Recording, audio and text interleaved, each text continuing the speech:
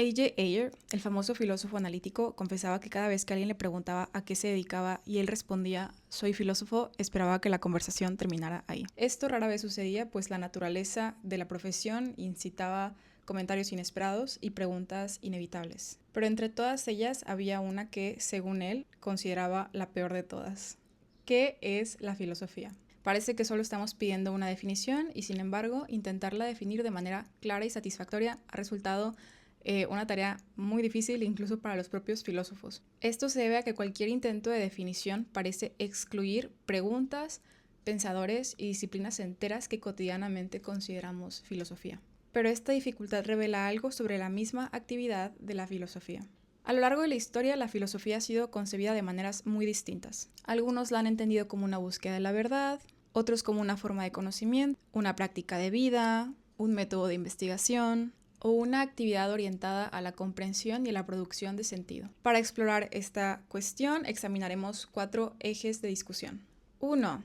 Si la filosofía posee o no una esencia común. 2. ¿Qué métodos utiliza para investigar? 3. ¿Cuál es su relación con la ciencia? 4. ¿Cuál es su tarea principal? Todo esto irá acompañado de pasajes de pensadores selectos que creo que ejemplifican bien la intensidad y la longevidad de este debate. Así que a través de sus perspectivas veremos por qué la pregunta ¿qué es la filosofía? Continúa siendo una de las preguntas filosóficas más vigentes y difíciles de abordar.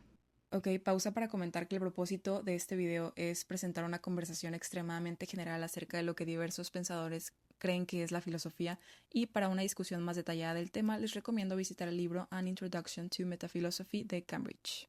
Ok, punto número 1. Uno de los debates más importantes en la filosofía gira en torno a si existe algo en común en todas sus manifestaciones. Algunas posturas, como la deflacionista, sostienen que la filosofía no tiene esencia propia, sino que es solamente una etiqueta que se utiliza para agrupar investigaciones diversas debajo de ella. Según esta perspectiva, la dificultad para encontrar una definición satisfactoria se puede deber a que quizá no haya, en principio, una característica única compartida en todas las manifestaciones que conocemos como filosofía. Para exponer este punto, hablaré del filósofo estadounidense y héroe personal W.V.O. Quine. Filosofía es uno de tantos términos paraguas que utilizan decanos y bibliotecarios en su necesaria tarea de agrupar los innumerables temas y problemas de la ciencia y el saber bajo un número manejable de categorías. Esta es una traducción que hice de Quine on Dialogue de la sección A Letter to Mr. Osterman. Él defendió una postura cercana al deflacionismo. El término filosofía es una etiqueta paraguas bajo la cual caen diversos problemas y tipos de investigación. Por ello, Quine sugirió que no existe un núcleo común que todas las actividades filosóficas deban compartir y que si alguna de ellas llegara a alcanzar resultados tan claros y consensuados como los de una ciencia consolidada, pues eso ya no sería filosofía y ya se llamaría ciencia, y podría convertirse en una disciplina independiente. ¿Cuál es la contraparte? Los enfoques esencialistas. Ellos sostienen que la filosofía sí contiene una naturaleza propia que le permite distinguirse de otros tipos de disciplina. Según esta perspectiva, ¿existe algún rasgo, algún método o alguna finalidad en común en todo lo que llamamos filosofía que la determina como tal? Y un ejemplo de esta postura se puede encontrar en John Locke. Bastante honroso trabajar como simple obrero en la tarea de desbrozar un poco el terreno y de limpiar el escombro que estorba la marcha del saber. La filosofía no es, sino el conocimiento verdadero de las cosas. Este es de su libro Tratado sobre el entendimiento humano en la sección de Epístola al lector. Él atribuyó una función característica dentro de la búsqueda del conocimiento, que es la de examinar críticamente nuestras facultades cognitivas y eliminar los obstáculos que impiden el progreso del saber. Él afirmaba que era bastante honroso trabajar como simple obrero en la tarea de desbrozar un poco el terreno y de limpiar el escombro que estorba la marcha del saber. Para él, la filosofía cumple una tarea distintiva de depuración conceptual y de clarificación que permite el avance de las ciencias y la obtención del conocimiento verdadero de las cosas. Su postura es esencialista porque le atribuye a la filosofía una función característica que la distingue de otras actividades intelectuales. Sin embargo, las dificultades de ambas posturas han llevado a varios pensadores a proponer una alternativa que está inspirada en los parecidos de familia. No puedo pensar en una expresión mejor para caracterizar estas semejanzas que parecidos de familia, pues las diversas semejanzas entre los miembros de una familia, constitución física, rasgos faciales, color de ojos, forma de caminar, temperamento, etc., se superponen y entrecruzan de la misma manera. Y diré, los juegos forman una familia. Esto es de investigaciones filosóficas. Según esta idea, las distintas ramas de la filosofía no comparten ninguna característica en común, pero sí una red de semejanzas que las conectan entre sí. Siguiendo esta intuición inspirada en Wittgenstein, algunos autores proponen que la filosofía no tiene ninguna esencia única. Más bien, se relacionan entre sí como miembros de una familia. Pueden compartir ciertos rasgos y ser lo suficientemente parecidos para ser considerados filosofía sin necesidad de una definición tajante y universal, aunque tiene el costo de dejar imprecisos sus límites y dificultar la demarcación de la filosofía. Ahora, si definimos a la filosofía por su método, tenemos una nueva pregunta. ¿Cuál es este método? La respuesta dista mucho de ser unánime y es motivo de muchísimos debates en el mundo filosófico, los métodos en los que se investiga y en los que se hace la filosofía. Por ejemplo, muchos filósofos han sostenido que la filosofía procede necesariamente de los razonamientos a priori. Se comprueba y verifica y sofistica a través de reflexión racional y análisis lógico, pero no de observación del mundo real. La palabra filosofía significa el estudio de la sabiduría, y por sabiduría se entiende no solo la prudencia en los asuntos cotidianos, sino también el conocimiento perfecto de todas las cosas que la humanidad es capaz de conocer, tanto para la conducta de la vida como para la preservación de la salud y el descubrimiento de toda clase de habilidades. Este es de Principios de la Filosofía, de la sección Carta al Editor. Y a pesar de que René Descartes, por supuesto que llevaba a cabo observación empírica para hacer su filosofía, esta parece ser la imagen que tenía cuando definía la filosofía como el estudio de la sabiduría y del conocimiento de todo aquello que el ser humano es capaz de conocer. Su célebre metáfora del árbol del saber, con la metafísica como raíz y las ciencias como las ramas, presenta a la filosofía como el fundamento racional del conocimiento. Otros pensadores han propuesto otros métodos. Una posibilidad es el análisis conceptual, bastante popular en la filosofía analítica. También despojado de la observación empírica, el filósofo intenta analizar los conceptos, las palabras por medio de las cuales pensamos el mundo.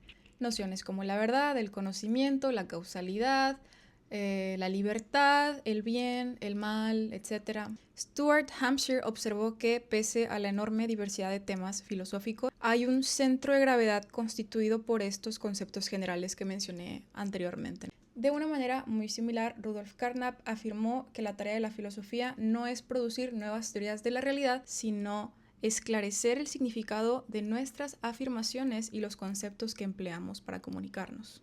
Okay.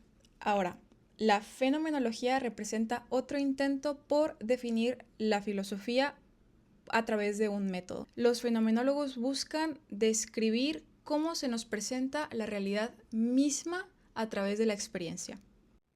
No podemos en absoluto contentarnos con meras palabras, es decir, con una comprensión puramente simbólica de ellas. Los significados inspirados únicamente por intuiciones remotas, confusas e inauténticas, si es que proceden de alguna intuición, no son suficientes. Debemos volver a las cosas mismas. Esta es una traducción que hice de Logical Investigations. Edmund Husserl sostenía que la filosofía debía convertirse en una ciencia rigurosa capaz de investigar las estructuras fundamentales de la conciencia y el significado. Su lema más famoso, que es "a las cosas mismas", expresa precisamente la idea de abandonar las teorías preconcebidas para examinar cómo los fenómenos aparecen originalmente a la experiencia y utilizar la descripción del fenómeno en sí mismo como el método para hacer filosofía. Utilizar este método de descripción del fenómeno para intentar comprender estas estructuras fundamentales. También existen concepciones más holísticas del método filosófico. El propósito de la filosofía, formulado de manera abstracta, es comprender cómo todas las cosas, en el sentido más amplio posible del término, forman un todo coherente en el sentido más amplio posible del término. Esta es una traducción que hice de Philosophy and the Scientific Image of Man. Wilfrid Sellars afirmaba que la tarea de la filosofía no es analizar conceptos aislados ni producir teorías verificables, sino algo más ambicioso y más difícil, que es la integración. Para Sellars, el filósofo es alguien que intenta tender puentes entre dominios del conocimiento que de otro modo permanecerían incomunicados. Y es esta vocación integradora la que distingue a la filosofía de cualquier ciencia en particular, que por definición recorta su objetivo y deja el resto fuera. El problema es que ninguna de estas metodologías parecen abarcar toda la filosofía. Por ejemplo, si definimos la filosofía exclusivamente como razonamiento a priori, excluimos la fenomenología. Y si definimos a toda la filosofía como el análisis conceptual, dejamos fuera buena parte de la metafísica o del existencialismo, por ejemplo. Si la consideramos solamente la descripción de la experiencia, pues dejamos fuera buena parte de la lógica. Es por esto que muchos filósofos han concluido que no existe solamente un método para hacer filosofía, sino una pluralidad de métodos unidos por ciertas semejanzas y objetivos comunes. Una de las formas más influyentes de definir a la filosofía ha sido por su relación con la ciencia. Y los filósofos nunca están de acuerdo en cuál es precisamente esta relación. Para algunos, la filosofía es una ciencia en el sentido pleno. Para otros, constituye el origen histórico de las ciencias. Y para otros, se considera como el conjunto de todos los problemas que todavía no hayan una perspectiva científica, una resolución científica. Aristóteles defendió una de las concepciones más ambiciosas. Es justo que la filosofía sea llamada ciencia de la verdad, pues el fin de la ciencia teórica es la verdad y el de la ciencia práctica la obra. Si hay alguna substancia inmóvil, esta será anterior y filosofía primera, y universal, y precisamente por ser primera, y a esta corresponderá considerar el ente en cuanto ente, su quiddidad y las cosas que le son inherentes en cuanto a ente. Esto es de Metafísica, encontrado en el libro segundo. Él consideraba que la filosofía era la ciencia más elevada porque se ocupa de aquello que todas las demás ciencias presuponen, el ser mismo y los principios fundamentales de la realidad. Mientras que disciplinas como la biología o la física estudian regiones particulares del mundo, la filosofía investiga el ente en cuanto ente. Por eso afirmó que es justo que la filosofía sea llamada la ciencia de la verdad. Según Aristóteles, la filosofía es la disciplina más universal y fundamental de todas. Otra postura fue defendida por J.L. Austin, utilizando la célebre metáfora del sol central, de la cual desprenden nuevas disciplinas. En la historia de la investigación humana, la filosofía ha ocupado el lugar del sol central primigenio, fecundo y tumultuoso. Periódicamente se desprende de alguna parte de sí misma que pasa a ocupar su sitio como una ciencia, un planeta sereno y bien ordenado progresando con firmeza hacia un remoto estado final. Esta es una traducción que hice del compendio de trabajos de J.L. Austin, Philosophical Papers. Cuando un conjunto de preguntas desarrolla métodos precisos y obtiene resultados estables, deja de ser filosofía y se convierte en una ciencia independiente. Así sucedió, creo que con la física, la psicología, la lingüística. De hecho, no me puedo imaginar, no puedo pensar en alguna disciplina actualmente científica en la que no haya comenzado de esa forma. Ahora hablemos de Bertrand Russell, que es otro favorito mío. La incertidumbre filosófica es más aparente que real. Aquellas preguntas que son capaces de ofrecer respuestas definitivas son consideradas ciencias, mientras que aquellas de las que en el presente no se tiene una respuesta definitiva permanecen en lo que llamamos filosofía. Este es de su libro Los problemas de la filosofía. Según él, la frontera entre filosofía y ciencia depende de si existen o no existen respuestas definitivas a los problemas que se plantean. Todas las preguntas para las que ya disponemos de métodos fiables y soluciones ampliamente aceptadas pasan a formar parte de las ciencias, y todas aquellas preguntas que siguen siendo abiertas, controversiales, difíciles, que no se haya un consenso ni siquiera para lo que se intenta investigar, esto permanece dentro de la filosofía. o sea que filosofía es territorio de los problemas no resueltos de la investigación humana. Finalmente, otro filósofo fantástico, Colin McGinn, lleva esta reflexión un paso más allá. Recordemos cómo suelen surgir las perplejidades filosóficas y la forma que acostumbran adoptar. El sentido común nos compromete con diversas afirmaciones acerca del mundo, incluida la mente. Adquirimos estas creencias ordinarias desde una edad temprana y las damos por supuestas en la vida cotidiana. Probablemente poseen una base innata y pertenecen a un componente especializado de nuestro aparato cognitivo. Pero, como también somos criaturas capaces de autorreflexión, volvemos sobre nuestros supuestos de sentido común y descubrimos que son mucho más desconcertantes y problemáticos de lo que habíamos imaginado. Los conceptos que empleamos habitualmente suscitan el tipo de preguntas inquietantes que llamamos filosóficas. Una expresión característica de esta perplejidad consiste en preguntarse cómo aquello que hasta entonces habíamos dado por sentado puede siquiera ser posible. La realidad misma es, en todas partes y sin excepción, enteramente natural, pero debido a nuestras limitaciones cognitivas somos incapaces de hacer efectivo este principio ontológico general.